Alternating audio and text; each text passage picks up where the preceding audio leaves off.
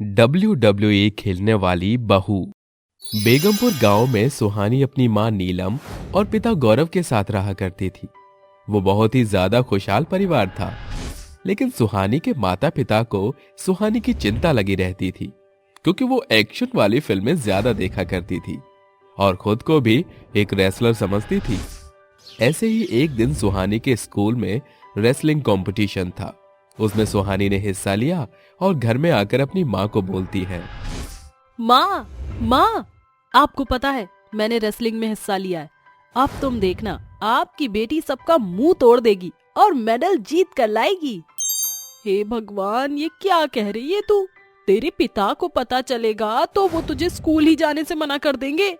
वो दोनों बात कर ही रहे होते हैं कि इतने में उसके पिता आ जाते हैं और अपनी बेटी को अपने गोद में लेकर बोलते हैं, अरे मेरी प्यारी बच्ची, तुझे देखकर ही तो सुकून आता है मुझे।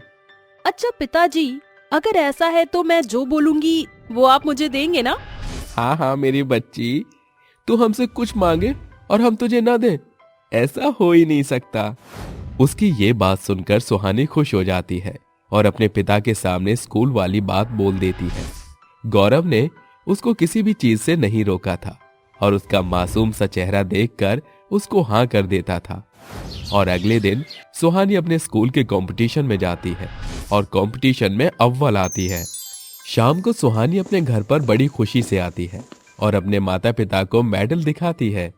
वो मेडल देखकर उसके माता पिता बहुत खुश हो जाते हैं, लेकिन नीलम अचानक बोलती है, अरे गौरव जी, हम यूं इस तरह खुश तो हैं, लेकिन हम ये भूल रहे हैं कि ये हमारी बेटी है, बेटा नहीं।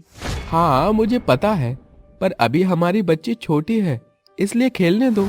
बड़ी होगी तो अपने आप समझ जाएगी और हर चीज छोड़ देगी। इतना कहकर वो दोनों सो जाते हैं। और अब ऐसे ही सुहानी रेसलिंग खेलती और हमेशा अव्वल आती। इसी तरह से 8 साल बीत जाते हैं, लेकिन उसकी ये आदत नहीं छूटी और ये देख उसके माँ बाप बहुत ही परेशान रहने लगे।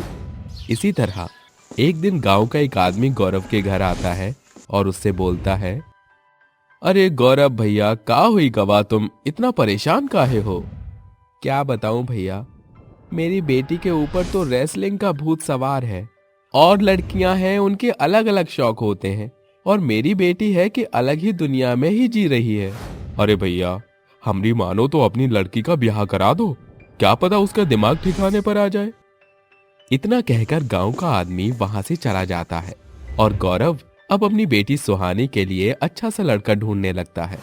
सुहानी के लिए एक बहुत ही अच्छा रिश्ता आता है और गौरव अपनी पत्नी नीलम से बोलता है, अरे नीलम, सुनती हो?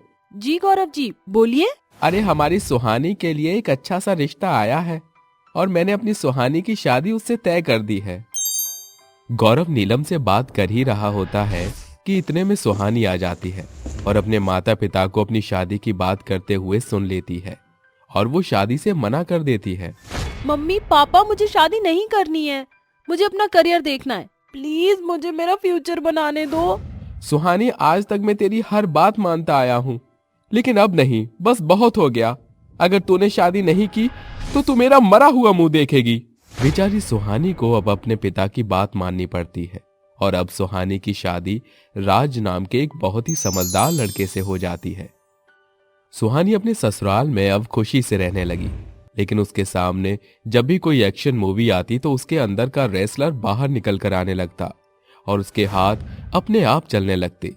और ऐसे ही एक दिन सुहानी के घर में उसका भतीजा टीवी पर रेसलिंग देख रहा था। तभी वहां सुहानी आती है और उसके साथ बैठकर बच्चों की तरह रेसलिंग देखने लगती। मारो इसको, मारो, ये, हाँ, ये। देख सुहानी की सास को बहुत गुस्सा आता है और उसको गुस्से से बोलती है, बहू, तू पागल हो गई है? बच्चों की तरह चिल्लाकर टीवी देख रही है। अरे तेरे अंदर इतना दिमाग नहीं है क्या कि अगर आस पड़ोस में किसी ने ये शोर सुन लिया तो क्या कहेंगे? अरे तुझे सब पागल कहेंगे। पता नहीं कौन सी घड़ी में मैंने अपनी बेटी की शादी तुझसे करवा दी। बेचारी सुहानी अपनी सास को कुछ नहीं बोलती और चुपचाप वहां से चली जाती है। सुहानी अपने कमरे में जाकर रोने लगती है। थोड़ी देर बाद राज आता है। तब सुहानी को रोता हुआ देख वो उससे पूछता है, अरे बेबी, क्या हो गया? तुम रो क्यों रही हो? सुहानी उसको सारी बात बताती है और बोलती है, राज जी, मेरा सपना था रेसलिंग का। मैंने काफी मेडल्स भी जीते हैं, लेकिन मैं लड़की हूँ। मेरी वजह से मेरे माँ बाप की इज्जत घट जाएगी, ये सोचकर मेरे माता पिता ने मेरी शादी करवा दी और मेरा सपना अधूरा रह गया। उसकी ये बात सुनकर राज बोलता है, अरे इसमें इज्जत घटने वाली क्या बात है। तुम्हारे अंदर टैलेंट है और इस टैलेंट को दुनिया के सामने मैं लाऊंगा। तुम चिंता मत करो। क्या सच में राज जी? इतना कहकर अगली सुबह राज अपने घर में सुहानी के लिए बात करता है, लेकिन उसके घर वाले नहीं मानते। लेकिन फिर भी राज हार नहीं मानता और अपनी पत्नी को घर से दूर शहर में लेकर चला जाता है। वहीं सुहानी पूरी तरह से मेहनत करती है और आगे का कोर्स लगन से करती है। ऐसे अब कुछ दिन बीत जाते हैं। अब नेशनल रेसलिंग कंपटीशन में सुहानी हिस्सा लेती है। आखिरकार सुहानी जीत जाती है और उसको 4 लाख रुपए और गोल्ड मेडल भी मिलता है। उसकी ये तरक्की देख अब राज बहुत खुश होता है।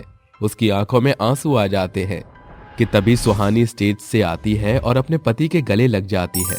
तब उसका पति राज उससे बोलता है, सुहानी, तुमने मेरा सीना गर्व से चौड़ा कर दिया है। मैं तुम जैसी पत्नी पाकर बहुत बहुत खुश हूँ। सुहानी राज के आंसू पोंछकर बोलती है, राज जी, आज मैं अगर इतनी आगे बढ़ पाई हूँ या मैं आज जो कुछ भी हूँ, वो सिर्फ आपकी वजह से हूँ। अगर आप नहीं होते तो शायद मेरा कोई अस्तित्व नहीं होता। Thank you so much. और अब राज उसको शहर से वापस घर लेकर आता है और उसके स्वागत के लिए वो सब होते हैं। सुहानी के माता पिता, सास ससुर और वो हर इंसान उससे माफी मांगता है जिसने उसको रेसलिंग काबिल नहीं समझा और लड़की कहकर उसकी शादी करवा दी। मुझे माफ कर दो बेटा, हम तुझे समझ नहीं पाए। हाँ बेटा, माफ कर दे हम लोगों को। अरे बहू, तू अपनी सास को माफ नहीं करेगी? मैंने तुझे कितना कुछ बोला था। उनको यूं ही इस तरह माफी मांगते हुए देख सुहानी उनसे बोलती है, अरे आप सब मुझसे माफी मत मांगिए। आप लोगों ने वो किया जो आपको सही लगा, लेकिन मेरे पति राज ने वो किया जो इन्हें सही लगा। अब आप सब मुझसे माफी मांगकर मुझे शर्मिंदा ना कीजिए। वहीं उनकी आंखों में खुशी के आंसू देखकर सुहानी सबको माफ कर देती है और अपने परिवार वालों के साथ खुशी से रहने लगती है।